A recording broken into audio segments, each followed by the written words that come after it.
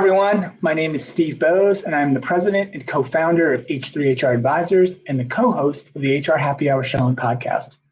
I'm thrilled to be here with you today at HR Tech Festival Asia 2020, at least virtually, coming to you from North Carolina in the USA. I'm here to talk about business and HR agility and how organizations and HR functions can move towards more agile operating models. A few months ago, the team at H3HR Advisors developed some ideas and themes that would matter to organizations and HR leaders as we all navigate through these uncertain times. And the main three themes we developed were business agility, employee well-being, and the evolution of leadership. While all are important topics, today we'll focus on the first, business agility. As part of our research on business agility, we discovered many common themes and capabilities and their associate behaviors most common in agile organizations.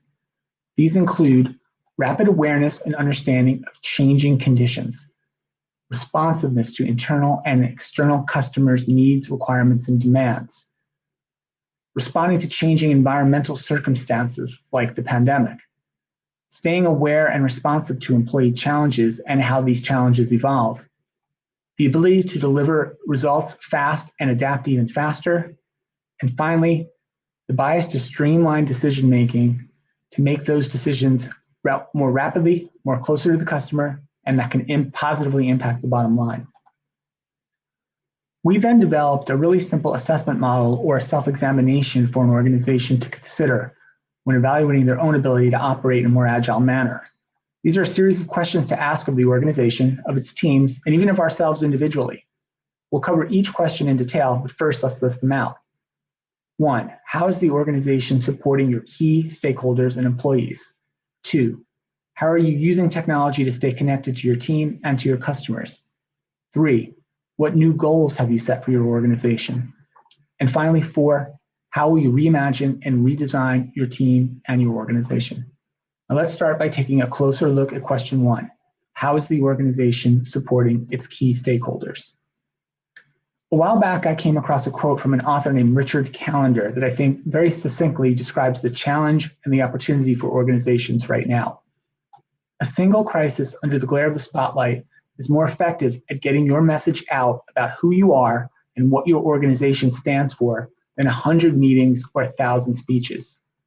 After the acute pain of the crisis has passed, it's human nature that the public's and your customers' and employees' attention will shift. But despite this, they all will remember how the organization responded during the crisis, and their perceptions of the response will shape and define the organization's reputation well into the future. For HR leaders, particularly when working with the other leaders in the organization, when considering things like layoffs, furloughs, salary reductions, or schedule reductions, it's imperative to keep top of mind that short-term solutions, even those that might immediately reduce direct costs, might ultimately shortchange important stakeholders. These reactions may seem attractive, but in reality may cause more long-term harm than is currently realized. If a short-term decision harms stakeholders unfairly, the negative impact on an organization's reputation will register for a long time, perhaps forever. And it's possible that the damage will far outweigh any short-term cost savings. Employee headcount reduction, while often necessary in times such as these, it will linger over the organization for ages and in ways that are often hard to directly measure. And coming back from these kinds of reductions is usually much more difficult than we expect. So here are some examples of companies that have supported their key stakeholders during this crisis and have done so in a rapid and agile manner. First, Amazon. Very early in the pandemic, Amazon instituted important hazard pay, wage increases, and bonuses for thousands of frontline workers who had to continue to work to support the dramatic increase in online shopping and distribution and delivery networks. Walmart. They waived many employee attendance policies that could have negatively impacted an employee's work status due to their increased absences for sickness or to care for a loved one who was sick. Starbucks. They rapidly moved to a drive-through and touchless model of customer service, therefore reducing opportunities for employees and customers to interact directly and closely, trying to keep everyone safe. The Dallas Mavericks. With the NBA, the National Basketball Association, suddenly postponing games in March, the Mavericks continued to pay the wages and benefits for their arena workers, even though no games were being played and these people were not working. Google, they shifted rapidly to a work from home model and then continued to expand and extend additional work from home benefits throughout the pandemic. Salesforce, they rapidly developed a set of workplace safety applications that any organization could use to ensure workplace and employee safety. And finally, Ford Motor, they shifted production from autos and auto parts towards the production of emergency medical equipment like ventilators to support their communities in need. Let's talk about the next question. How are you using technology to stay connected to your team and customers? The pandemic has naturally driven quite staggering response from the HR and enterprise technology market, with numerous tech providers in verticals such as video conferencing and collaboration, payroll and other administrative functions, as well as the emerging segment we'll call the return to work technologies, releasing new capabilities, applications, and even making their solutions freely available to the community. While this response from the technology community has been generally well received and very thoughtful, by this point, the sheer number and type of these kinds of new and kind of necessary technologies might seem overwhelming. For HR leaders who are all trying to juggle a significant number of urgent priorities right now, evaluating new technology might not rise to the top or near to the top of your to-do lists. Nevertheless, having the right set of technologies to maintain and enhance your group's connection to your internal and even your external customers, while always being important for HR, it's truly critical right now. In the short term, I would make sure you have a strategy and a communicated action plan for the usage and the consistent access throughout the organization for these three technology areas. One, an easy-to-use, platform and device-independent and mobile-supported video conferencing and collaboration technology, like Zoom or Microsoft Teams. Next, ensure if you have not yet, your primary payroll, benefits, and other essential administrative function technologies and service providers are continuously updating their platforms to reflect the latest and evolving updates, legal and legislative, as they are affected, and making sure that they're making their internal experts available to you for consultation and keeping their knowledge base on their website and their customer portals very current. Finally, HR leaders at mid-sized to large organizations, and especially ones that are planning on returning employees to multiple physical work locations, should be considering and evaluating the newly developed return to work tools and technologies. These tools are currently being offered by companies like Salesforce, PwC, Qualtrics, ServiceNow, and many more. They provide capability to check on the well-being and health of employees, better understand an employee's context in the workplace, and give the HR leader an overview of the organization, their employees, and the level of risk to the organization from any employee's potential illness. Here are some specific examples of a few enterprise HR technologies that have been rapidly developed to support organizations and their employees during this crisis. Passport from Virgin Pulse, a set of tools that can check on the health and well-being of workers, and all integrated into their world-class leading well-being platform. The Paycheck Protection Program support from Paychecks. This is a USA program for small businesses to apply for loans and grants that help keep employees on the payroll. Check-in and contact tracing from PwC. This was the earliest, at least that I was aware of, set of custom-built applications to help employers safely reopen workplaces and keep employees safe. Group wellness classes from Grokr. This is really interesting. In support of the health and the well-being of remote and working from home workers, these are tools that foster well-being and connection through group fitness classes, where employees can sign up and have a communal experience taking a fitness class together in one group. The Employee Care Package from Oracle. This was a robust set of tools to care for and, importantly, to continue the skills development of the remote and disrupted workforce. And finally, ServiceNow emergency response apps. These were a set of apps that allow employers to maintain the highest level of workplace and community safety. These are just a few examples that I've seen. There are plenty more of enterprise HCM technologies designed to help your organization stay safe and your workers return to work safely. The third question I'd like to talk about in terms of business agility is this: what new goals have you set for your organization? Of all the important business and organizational dynamics and changes we're thinking about at H3HR, the idea of the organization and teams updating, realigning, and perhaps shifting focus and rethinking fundamental HR processes like goal setting, performance management, and employee development are ones that have been talked about, perhaps been written about the least, but we think these will emerge as being significant and important for HR leaders.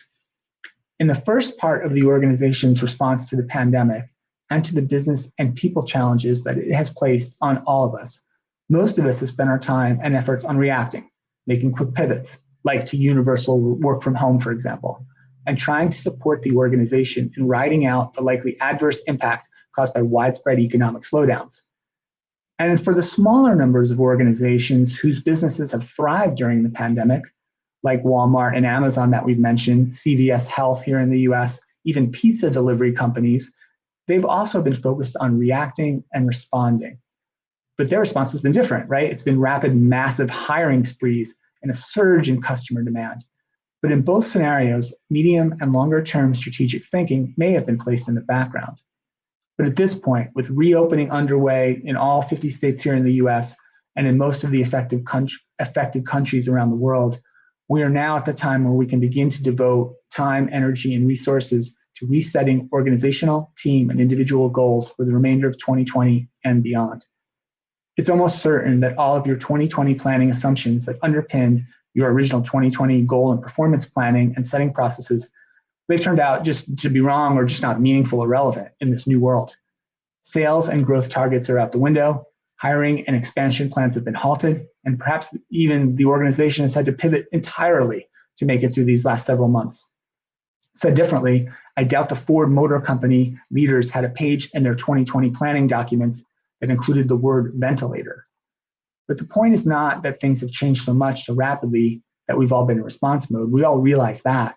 The point is that organizations and HR leaders that are able to transition most effectively and swiftly to realign the organization and their people to our new reality, they'll be the ones with the best chance of success for the remainder of 2020 and beyond. Here's some examples of how organizations large and small have set new goals or reimagined talent processes and strategies. Facebook, they've eliminated their 2020 mid-year performance reviews as they knew with all the challenges caused by the crisis to their people and to their business, it just wouldn't be fair or right to evaluate employees during this pandemic. Distilleries. In the USA, hundreds of small distilleries taught their production workers how to make hand sanitizer, a very scarce and essential product at the start of the pandemic. Sales goals for beer and spirits turned into production goals and sanitizer shipment objectives. Pfizer and many other pharmaceutical companies around the world have rapidly stood up COVID-19 vaccine development and testing schemes and teams for a virus they had only just learned about a few months before. Spotify, the music streaming company, when it sensed its lucrative advertising-driven model was under stress, it pivoted to acquiring and developing more original content for their platform. That content could be sold as a premium offering and was less dependent on advertising revenue. Airbnb, the travel company, with many people unable to safely travel in many parts of the world, Airbnb developed a series of virtual experiences and built a new technology platform to deliver these virtual experiences to homebound travelers. And finally, this one's my favorite. One 84-year-old Italian grandmother named Nonna Norina had a great reaction to her country going into lockdown. Her business was running pasta making workshops in the countryside about an hour north of Rome in Italy. But however, during the lockdown measures caused by the pandemic, she had to cancel all her classes. But with her granddaughter, Chiara, Nonna Norina has taken her classes online. Now she's sharing her culinary gifts digitally, virtually, and with the world. It's such a great story, and congratulations to her.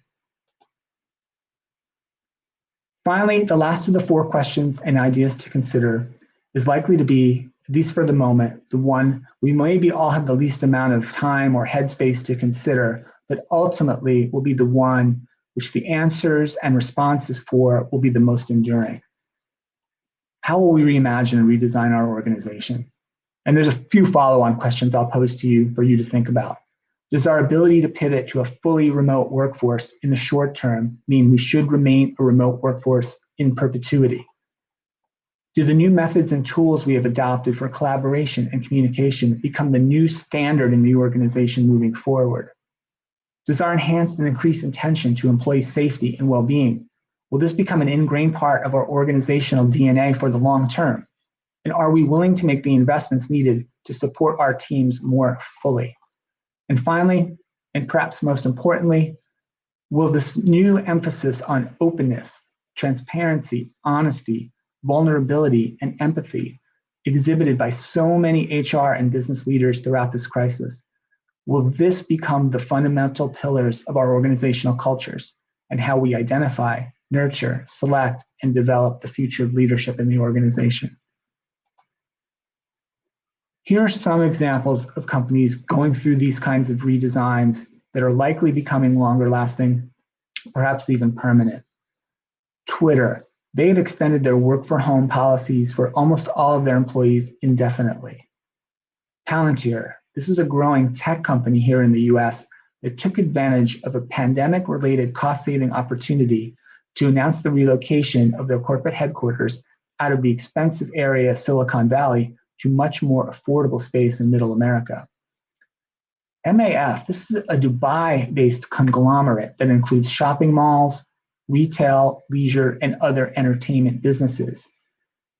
MAF knew they had become aware that their cinema business was in trouble due to the rise of Netflix and other types of streaming services. So finally, when the demand for movies and movie theaters ended because of COVID-19 related lockdowns, MAF moved very, very quickly. In 2 days, they reskilled and redeployed more than 1,000 employees from their cinema and shopping mall units to the grocery retailing business, in which the demand was soaring. These employees are likely to stay redeployed indefinitely. Another example is GE Appliances. Right at the start of the pandemic here in the US, they unveiled a $125 million new refrigeration plant in Alabama in the USA. This new plant includes industry-leading technologies like data visualization, 3D scanning, rapid prototyping, and more than 50 robots performing heavy lifting operations, repetitive tasks, and other precise or ergonomically challenging jobs. To prepare workers for this modern manufacturing facility, the GE Appliances team conducted extensive hydraulics training, partnering with a local supplier, and implemented additional on-site training in order to reskill their employees for this new factory floor. And finally, there have even been executive decisions that have been made by companies as a result of the pandemic. Back in October, SAP, the software company, appointed Jennifer Morgan as co-CEO along with Christian Klein. The company was going to try to operate with 2 CEOs. But then at the end of April, Morgan left SAP. The company decided it needed to shift to a lone CEO model in order to provide a clearer leadership structure in the face of the business challenges posed by the COVID-19 pandemic. They simply needed to be able to make decisions faster, and 2 CEOs can't make decisions as quickly as 1 CEO. After considering the 4 key questions to assess your organization's agility and your ability to become more agile, let's summarize just 1 key takeaway from each. First and foremost, you must focus on supporting your employee stakeholders at every level, at all times in the organization. It's never been more important. Next, you must leverage new and modern technologies to better connect your employees and teams, particularly teams that are now dispersed and had been previously used to working together and connecting in person. Next, you can use and you should use this challenge and this crisis as an opportunity to reimagine all your business goals and your processes and your ways of working. Finally, you want to respond to all of these changing conditions with increased flexibility, a focus on speed, and faster decision-making. Here are some closing thoughts. It's important to remember that short-term solutions, even those that might be immediately cost reductions and they might seem like the right decision to save the company or help navigate the company through the storm, ultimately they may shortchange important stakeholders that you need for the long term. They may cause long-term harm that you're not able to recover from. Workplace technologies focusing on collaboration, the stability, and maintenance of essential administrative processes, and employee well-being and safety are critical. Make sure you're investing in the technologies that will take care of your people, allow them to be successful, allow them to stay connected to each other. Think about the organization, the HR team, and how it's structured, and the relationships inside. Do they make sense for this crisis and going forward? It's an opportunity to reimagine just about everything. There's nothing that could be so important that you can't reimagine it right now. Think about how you can change for the better moving forward. And finally, hopefully COVID-19 and the pandemic has brought out the best in our workers and our workplaces and each other. Let's continue this focus on openness, transparency, honesty, vulnerability, and empathy as we move forward and come out of the other side of this crisis. Thank you very much for listening. I know we will have some time for Q&A, but I would also like to share my contact information with the audience. Here's how you find me: through email, Twitter, LinkedIn, our websites, h3hr.com and hrhappyhour.net. And please do, if you like to listen to podcasts, search for the HR Happy Hour Show wherever you get your podcasts. We'd love to have you check out our show. Feel free to reach out to me anytime. Once again, thank you for being here, and thank you for the HR Tech Festival for inviting me to present.